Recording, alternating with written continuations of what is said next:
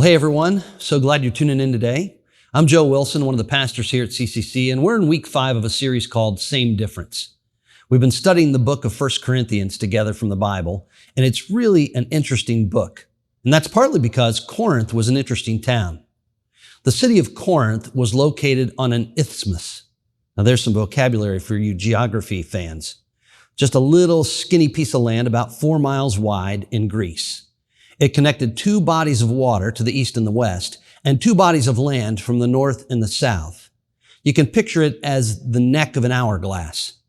And in the time of the Bible, everyone and everything passed through Corinth. It was religiously, racially, and economically diverse. One scholar says that it was one of the greatest trading and commercial centers in all the ancient world. Culturally, it was Las Vegas and New York City combined into one. It was a shipping center, it was a commerce hub, and it was a hub of every kind of personal indulgence. And it's into that context that the Apostle Paul planted a church. And the church took root and it began to grow.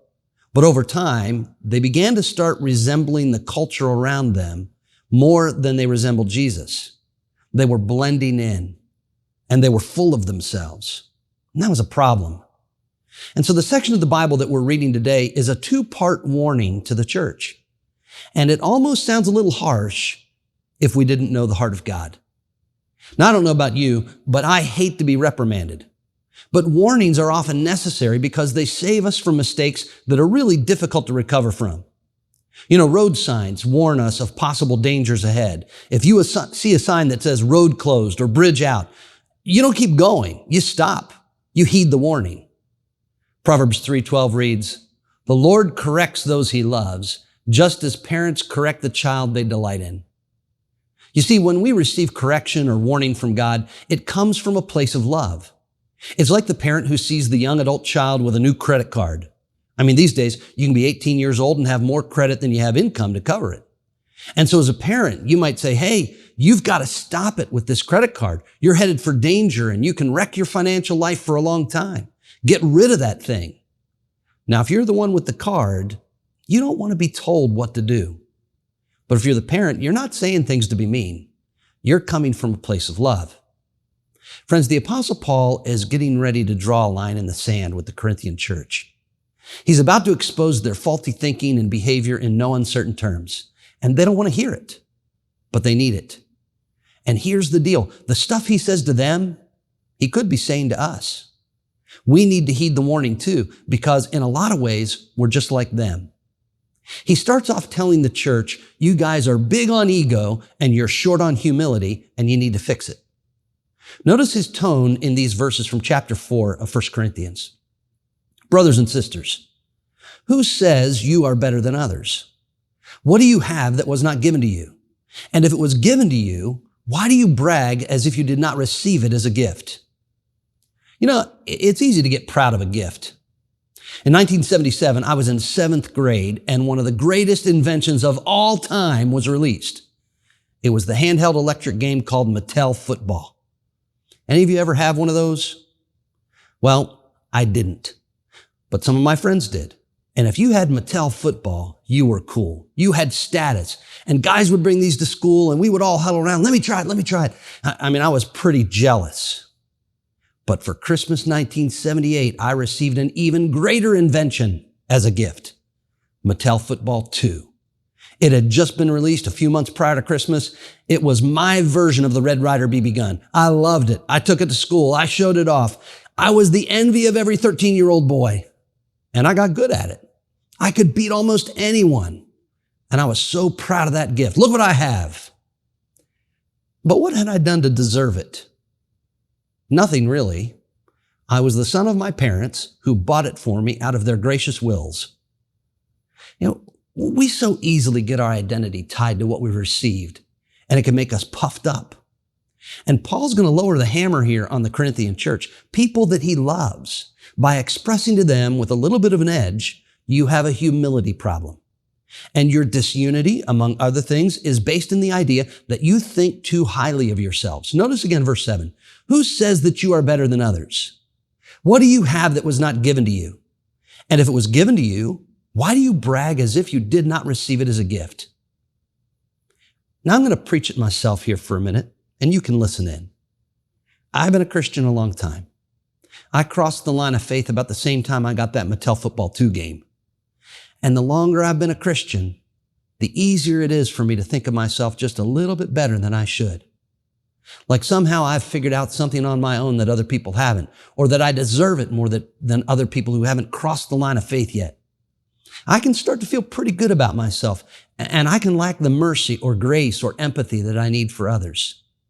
And then I read this verse, what do you have that was not given to you? The answer is nothing. Did I earn my salvation? No. Jesus earned it, and he gave it to me. We don't save ourselves. We are saved. When I think of who I am, my inner thoughts and motives, how often I've chosen myself over God, I don't deserve anything. My salvation isn't about my greatness. It's about God's greatness. So when it comes to me and God and me and other people, I need to be humble with a capital H. And so do you. And this, my friends, is part of the human condition. We always have a way of making things about us. Earlier in the Bible, God had saved his people and delivered them to a land that he had promised to give them through their ancestor Abraham. But once they entered this promised land, God knew that there was a danger that the people would forget him, that they'd become puffed up with pride. Notice these words from the book of Deuteronomy in the Bible. Moses tells the people, "Be careful not to forget the Lord your God, so that you fail to obey his commands, laws, and rules that I'm giving you today. When you eat all that you want and build nice houses and live in them, when your herds and flocks grow large and your silver and gold increase, when you have more of everything, then your heart will become proud. You'll forget the Lord your God who brought you out of the land of Egypt. You might say to yourself, I'm rich because of my own power and strength.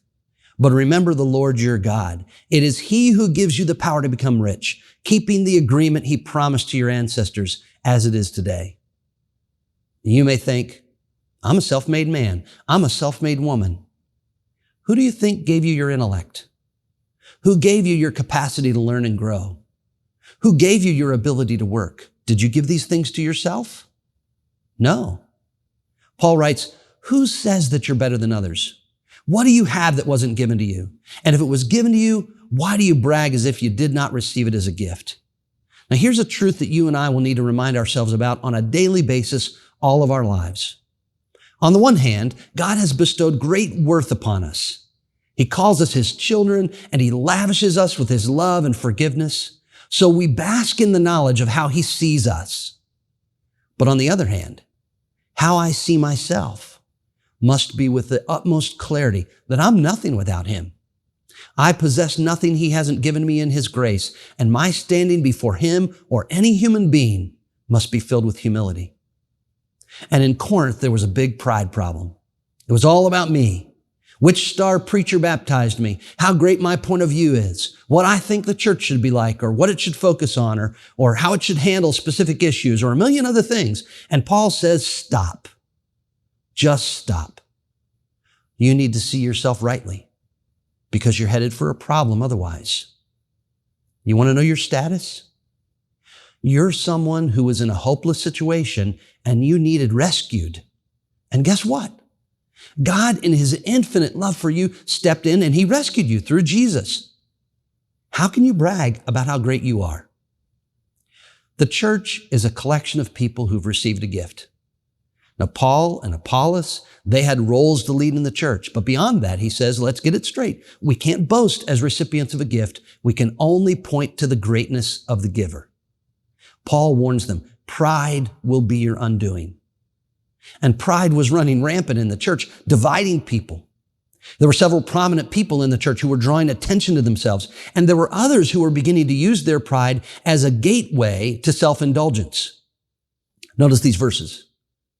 You think you already have everything you need. You think you're rich. You think you've become kings without us. I wish you really were kings so we could be kings together with you. But it seems to me that God has put us apostles in last place, like those sentenced to die. We are like a show for the whole world to see, angels and people. We are fools for Christ's sake, but you're very wise in Christ. We are weak, but you are strong. You receive honor, but we are shamed. Even to this very hour, we don't have enough to eat or drink or wear. We are often beaten and we have no homes in which to live. We work hard with our own hands for our food. When people curse us, we bless them. When they hurt us, we put up with it. When they tell evil lies about us, we speak nice words about them. Even today, we are treated as though we were the garbage of the world, the filth of the earth. I'm not trying to make you feel ashamed. I'm writing this to give you a warning as my own dear children. When I was in high school, I was in a very elite group of the coolest kids in school. We were known as the marching band. And if you were in a marching band, you know that a marching band includes instrumentalists and the drum corps and the majorettes and the flag corps and the banner holders and sometimes a dance corps. I wonder if you ever played one of those roles. Well, I loved being in marching band. And to this day, I keep telling myself it was an elite collection of the coolest kids in school.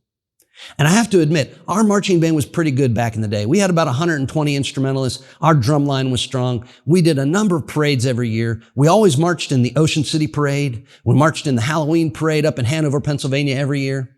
And we always marched in the Preakness Parade. Now, they don't have a Preakness Parade in Baltimore anymore, but back in the day, this was a big deal in our city. There were floats and cars and balloons, and there were bands. But every year it felt like somebody had something out for our band because we always marched in the back of the parade, which was no fun because when you march in the back of the parade, there's always a ton of waiting. And then it seemed like we always marched behind a team of horses, which was not fun for other reasons. Because most of life, people are looking out for number one, but not in that parade. Well, there was no prestige in the back of the procession. Only the view of people packing up their lawn chairs because things were over. Well, Paul paints a picture to the Corinthian church, and he uses some specific words in the original language that everybody would have identified with. He said that while the Corinthians were boasting about their status and filled with self, he and the other disciples were in last place in the processional. Now, those words were chosen on purpose. In those days, last place in the processional was reserved for those who were condemned to die. William Barclay writes, when a Roman general won a great victory, he was always allowed to parade his glorious army through the streets of a city with all the trophies that he'd won. He was allowed to demonstrate his triumph and achievement. The whole procession was called a triumph. But at the end, there were a little group of captives who were doomed to death. They were the men who'd been captured and who were being taken to the arena to fight with the beasts and so to die. And notice what he says here. To the Corinthians, the Christian life meant flaunting their pride and their privileges and reckoning up their achievement. To Paul, it meant a humble service, ready to die for Christ. Friends, here it is as plainly as I can say it. The life for the follower of Jesus is not about position or prestige or how much you can accumulate in this life. It's not about achievements or degrees or popularity or even acceptance by the world around us. To be a follower of Jesus is to say that there are things in this life that are more important than you and your comfort and your status. It is countercultural to follow Jesus. It was true for the Corinthians, and it's true for us. And when you really begin to walk with Jesus, your priorities begin to turn upside down in tangible ways. Notice what Paul says. He says, we have become fools for Christ's sake. Fools for Christ. Now, that's not an adjective that any of us want to use about ourselves. No one aspires to be foolish. But what Paul says here is that when you live a Jesus life, people will think that you're foolish because it doesn't line up with the priorities and the values of culture. For instance, our culture says, make all the money you can, acquire things, spend it all on yourself. And when you live with generosity as a value, people will think, are you nuts? You willfully give your money away to the church to support the mission of Jesus? Are you crazy? Culture says, sex is okay as long as two people consent. It's fun. Don't hold anything back. Just do whatever you feel like. But God calls sex a sacred thing. And when you live by that value, people may think that your view of sex is old-fashioned or it's not enlightened or that you're foolish for even reserving sex for marriage. Culture says, promote yourself. Take care of yourself first. Jesus prompts us to put others before ourselves. But people will think, why do you serve? Why do you volunteer? Why do you give so much of your time away? And it goes on and on. Paul says, we can look silly to people who make life all about themselves, but we live this way for Christ's sake. Friends, followers of Jesus are supposed to be the salmon of modern culture. We swim against the stream. I'm going to do my best to break this to you gently. But you will not be a Christian and be in the mainstream of this life, of anything really. You will not be a Christian and be thought of well by culture. At best, you'll be misunderstood or thought foolish. And people will not understand your reactions to the world around you when you live the Jesus-centered life. Notice again his words.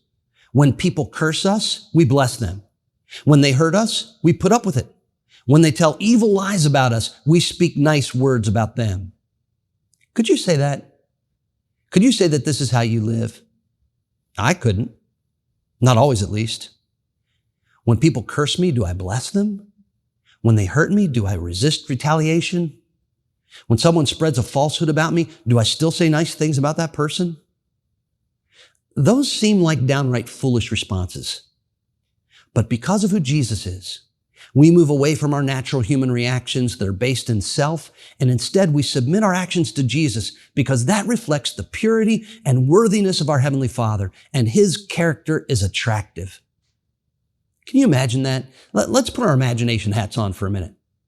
Can you imagine a whole community of people who only spoke kindly about others? Let's just use that one example. Can you imagine what a force of difference it would be if a whole community of people said, we will only speak kindly of others, even if others speak ill of us, we will give others the courtesy that's withheld from us? How would your workplace be different if you decided from now on, I'll only speak kindly of others, or I'll say nothing at all? What would change at work if you did that? Or in your home, what if the predominant tone of voice was a tone of kindness? What would change?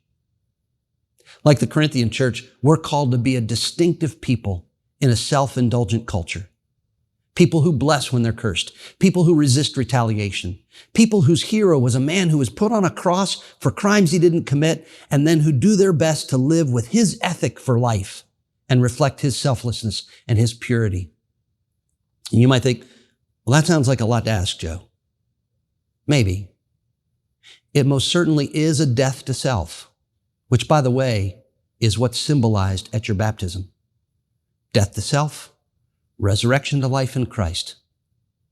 This was a 52 challenge verse. Notice the Apostle Paul writes, I have been crucified with Christ, and I no longer live, but Christ lives in me. The life I now live in the body, I live by faith in the Son of God who loved me and gave himself for me. That's our call. I've been crucified, my old self, with its self-indulgent desires, and I submit to the character of Christ in me. And if we do it, if we live this way, that will be so distinct from culture. It will glorify God in ways that we don't fully realize. And Paul is warning the church in Corinth, you're blending in too much. You're not living distinct lives. Now that's hard, right? Because no one wants to feel weird. No one wants to feel different. No one wants to hold unpopular opinions. No one wants to be the wet blanket of the world around them. But Paul contends that when pride and self-indulgence reign in the church, we rob it of the power of God. He says to the Corinthians, you're no different than the rest of your culture. You've been saved, but you haven't been converted. You have forgiveness of sins and the promise of heaven, but your character isn't transformed at all. There's no meekness. There's no gentleness. There's no humility. You're filled with pride and ambition. Paul says there's no difference between the church and the culture. You're just blending in. Now, this twofold warning of Paul was written 2,000 years ago, but he could have written the same thing to us last week. These are age-old problems that we keep dealing with because it has to do with allowing God to change our very nature, and we resist that. When you think about Corinthians, think Corinthians. Maybe those pictures of the dogs from our artwork on this teaching series are starting to make sense to you. Same difference. 2,000 years apart, same issues. We're saved, but we're not converted. Now hear my heart on this, because I hope my heart is the same as the Apostle Paul's. Notice how he concludes this section. I'm not trying to make you feel ashamed. I am writing to give you a warning as my own dear children. You see, as children, they were loved. But to love doesn't mean you ignore things that aren't right. Just like the parent warning the kid going crazy with the credit card, right? The words are hard to hear, but they're said in love.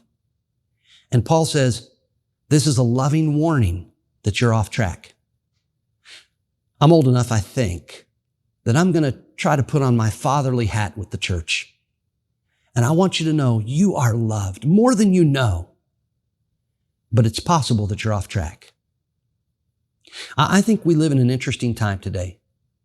The church is thriving in a lot of places around the globe, but in America, there are lots of cultural flashpoints between the church and culture. And these are areas where our faith calls us to distinctive behavior. And there's a temptation to walk in lockstep with the culture, either because we're afraid to be different or we're tempted to be the same. But as followers of Jesus, we're called to be distinctive in how we handle our anger. I need to not sin and hurt others or cause resentment or bitterness when I'm angry. We're called to be distinctive in the level of patience that we show with others, in the way that we speak, no coarse talk or gossip, and we want to avoid complaining and negativity. God calls us to distinct priorities when it comes to how we approach work and wealth and generosity. God calls us to higher levels of truth-telling than we see around us. The way that we honor our spouse, the way that we talk to our kids or parents or spend time or approach our personal purity. We're to be distinctive in all these areas. When we begin to walk with Jesus, there's not any area of our life that's untouched by him. We are called to change through the power of his Spirit working in us. But Paul gives a warning, and I'll join him in that warning. Be careful about blending in, because you're called to be a distinct people for God. Now, it might be helpful to think of things in this way. The original word for church, in the original language, it's a Greek word, is ekklesia. Now, that's a compound word. It comes from two Greek words, ek, a preposition meaning out of, and kaleo, a verb meaning to call. The Greek word literally means the called out ones, ekklesia. And the English word church kind of loses a little something in translation. So literally, we are the called out ones. We could be still CCC, community Christian called out ones. We are called out of darkness and into light. We're called out of the world to be God's very own people. And as his very own people, we're to be distinctive. We just are, if we're doing it right. And that's tough, again, because nobody wants to stand out or be weird. But God's not calling you to be socially awkward. He's just calling you to a different character.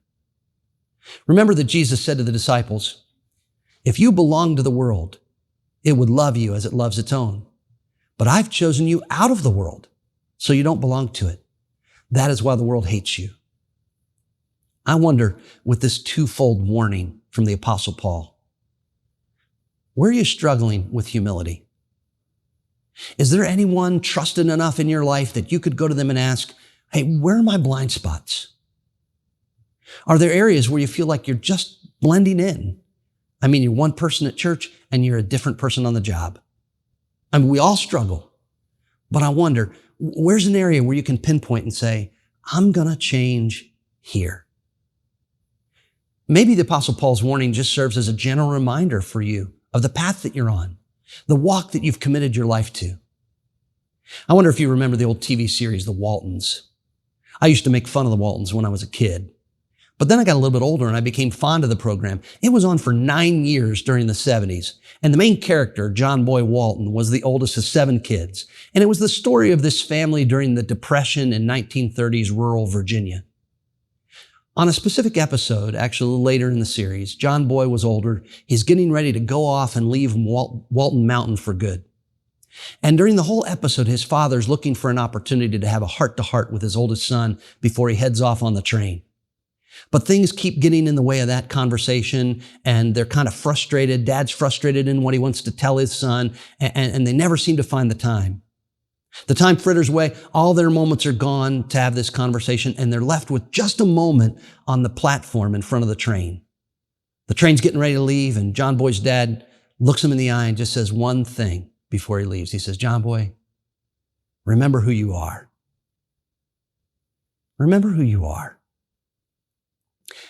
I don't teach today to make you feel ashamed.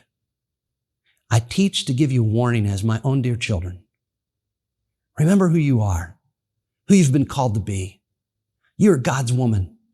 You're God's man. And you've been saved by grace. There's nothing for you to brag about. Just live faithfully. Others may think you a fool, but we are fools for Christ's sake, honoring him with every part of our lives. Remember that you've been called out by him to be his people. You are his. He went to the cross for you. He has paid our debt and saved us from an empty way of life and from self-destructive ways. He's given us a hope and a future. We're nothing without him, and we have everything because of him, and our future is bright because of his grace and mercy.